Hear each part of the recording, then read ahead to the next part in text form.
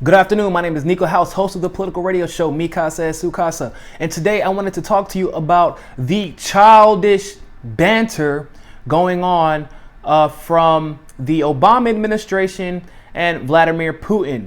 Now, if you've watched my channel before, you know exactly where I stand on this issue. Obviously, the Obama administration is fabricating, for whatever reason, this story about Russia, saying that they have been caught hacking the election. And the only, other than when the story originally came out, the only breaking story that they had were that was two anonymous sources. Anonymous. I know that was breaking news, but you know, whatever. To each his own.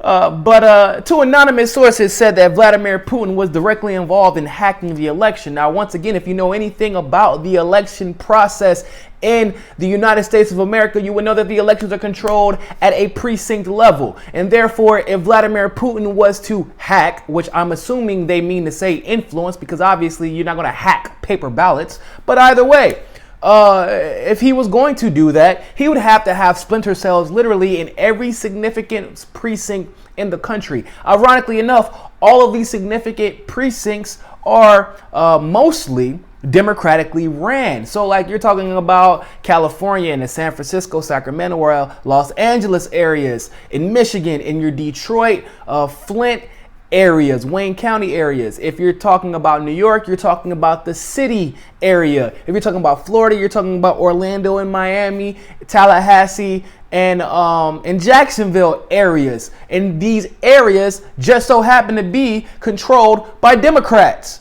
Now, it's hard for me to believe that Putin could do something like this at the precinct level, right under the Democrats' nose, and everything just goes unnoticed until the day of the Democratic National Convention, when all the leaks drop from Gucci for Two, who is Romanian. And they're like, obviously Russia did it. Then Julian Assange drops WikiLeaks, or the WikiLeaks dropped themselves, but then Julian Assange ends up controlling the leaks later on and dropping them systematically. And then Russia still did it. And then it evolved from Russia leaking emails to Russia hacking the elections, and the chronological order of these events make no sense. So it is no surprise to me then that Vladimir Putin today comes out and calls these allegations ridiculous, unsubstantiated. Of course they are.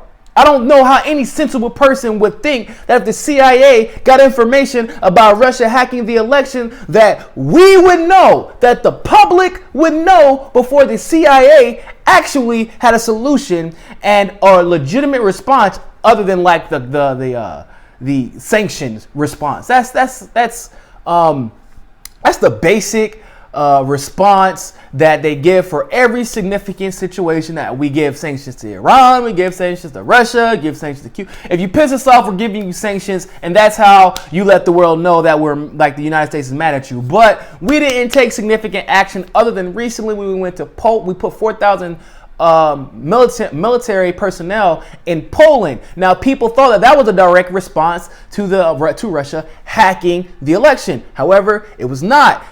In February, Obama had already made it very clear that he wanted military troops and personnel, United States military, all across Eastern Europe. So obviously this issue that we're having with Russia runs deeper than this email case. However, with our issues of imperialism, with globalization, westernization, by any means necessary, it's hard to get the people to rally behind America going to war with Russia based off of something, unfortunately, internationally insignificant as Russia invading any of their nearby countries like Georgia or like Georgia.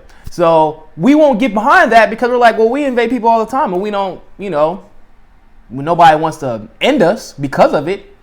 But, of course, when Putin says these allegations are unsubstantiated and they're ridiculous, it makes perfect sense because they haven't proved a thing. In fact, Obama had a chance to overturn, possibly affect the outcome of this election when the delegates came out and said, the electors of the Electoral College said, hey, if you legitimately have this proof saying that this election was influenced in some type of way by Vladimir Putin, other than the ways that countries try to influence elections, because we have Israel influencing our elections every year with AIPAC, with lobbying, with Saudi Arabia, same thing.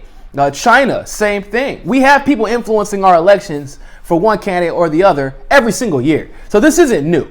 But to say that there was election hacking by Putin is absolutely ridiculous. And so the White House's response to this was that, oh, well, he just sounds like he's getting talking points from the Trump administration. Really? Really? That's your response to that? Instead of coming out with facts, instead of coming out with evidence, what you start having this childish kindergarten arguing back and forth about who's telling the truth and who's not. If you have facts, if you have evidence, show us. If they have this dossier that you keep saying that they have on Trump, if they have these financial ties to Trump that could damn him, then show us. Show me the money. That's all we want to see. Until then, shut up. We don't care. It doesn't matter what you say, because the Obama administration has lost complete trust the people have lost complete trust in the Obama administration from the left and right alike because of the lies, the constant lies that have been spit out by the Obama administration over the last year. Show us the money. You have this dossier. You have evidence that Putin somehow managed to hack an entire election process whenever the elections are controlled at a precinct level, and that would be nearly impossible without getting caught. But if you have the facts, if you have the evidence, show us. That's it. That's all we ask. Show us. That's it. It's not that hard. It really isn't. If you have it.